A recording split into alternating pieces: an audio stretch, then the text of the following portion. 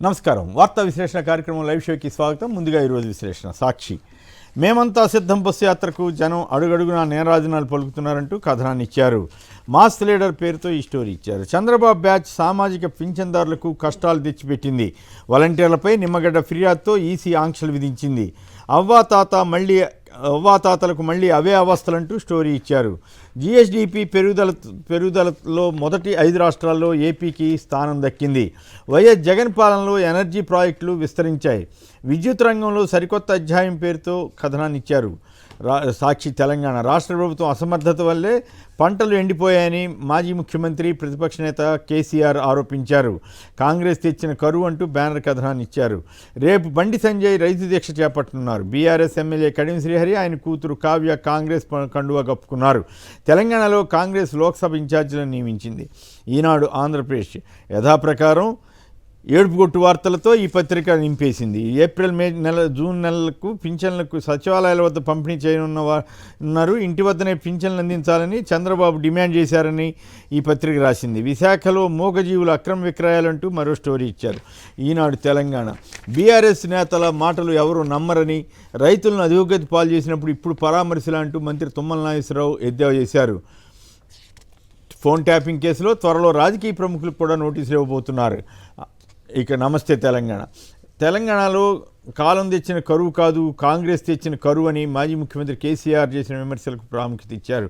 100 రోజుల్లోనే 200 మంది రైతుల బలి అంటూ మరో వార్తనిచ్చారు. కడయంకు లోక్సభ టికెట్ వ్యవహారంపై పీటముడి పడిందంటూ స్టోరీ ఇచ్చారు. వెలుగు దేశం కోసం గెలిచి తీరాలి, బీజేపీని ఓడించేందుకు ప్రతిపక్షాలు ఏకం కావాలని ఏఐసీసీ అధ్యక్షుడు మల్లికార్జున్ ఖర్గే పిలుపిచ్చారు. సర్కార్ భూములు గాయబ్ శీర్షికతో ధరణికి సంబంధించి వార్తనిచ్చారు. గల్లీలో గంజాయి అంటూ తెలంగాణలో గంజాయి ఎక్కడ పడితే అక్కడ దొరుకుతోందంటూ వెలుగు పత్రిక స్టోరీ ఇచ్చింది. ఆంధ్రప్రభ 100 రోజుల్లోనే సర్వనాశనం అంటూ కేసీఆర్ చేసిన వ్యాఖ్యలను ఇచ్చారు. గాయత్రి పంపింగ్ ద్వారా పంటలకు నీరు వస్తోందంటూ కథనాన్ని ఇచ్చారు. కవిత బెయిల్ పిటిషన్పై నేడు విచారణ జరగనుంది. వార్త తెలంగాణలో త్వరలో కొత్త విద్యుత్ విధానం అంటూ స్టోరీ ఇచ్చారు. హార్డ్ డిస్క్ల గుట్టురట్టు అంటూ ఫోన్ ట్యాపింగ్పై కథనాన్ని ఇచ్చారు.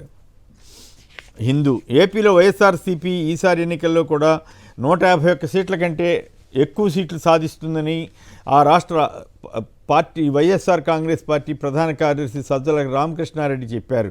కేజ్రీవాల్ను సీఎంగా తొలగించాలని వేసిన పిటిషన్ను హైకోర్టు కొట్టేసిన వార్తను హిందూ ప్రముఖంగా ఇచ్చింది. బొగ్గు, న్యాచురల్ గ్యాస్, సిమెంట్ రంగాల్లో గత 3 నెలల్లో గణనీయమైన అభివృద్ధి సాగింది. డక్కన్ క్రానికల్ వికసిత భారత్కు ఓటేయాలని ఎన్డీఏ ర్యాలీలో ప్రధాని మోడీ పిలుపిచ్చారు. మహిళలను గౌరవించాలని సీఎం రేవంత్ రెడ్డికి బీజేపీ నేత డీకే అరుణ సూచించారు. Times of India phone tapping వ్యవహారంలో టాస్క్ ఫోర్స్ మాజీ డీసీపీ రాధాకిషన్రావును 10 గంటల పాటు విచారించారు. అటు అంబానీ, అదానీ మధ్య జరిగిన పవర్ డీల్ గురించి కథనాన్ని ఇచ్చారు. ఇండియన్ ఎక్స్ప్రెస్ కేజ్రీవాల్, హేమంత్ సోరెన్కు మద్దతుగా ఢిల్లీలో విపక్ష ఇండియా కూటమి ప్రజాస్వామ్య పరిరక్షణ సభను నిర్వహించింది. అవినీతికి వ్యతిరేకంగా యుద్ధాన్ని కొనసాగిస్తామని ప్రధాని మోడీ స్పష్టం చేశారు. హిమాచల్ ప్రదేశ్లో హైడల్ ప్లాంట్ను స్థాపించాలని తెలంగాణ ప్రభుత్వం యోచిస్తున్న వార్తను కూడా కొన్ని పత్రికలు ప్రచురించాయి. ఇవి ప్రధానంగా ఆయా పత్రికలు వచ్చిన వార్తా విశేషాలు, వాటికి సంబంధించిన విశ్లేషణ.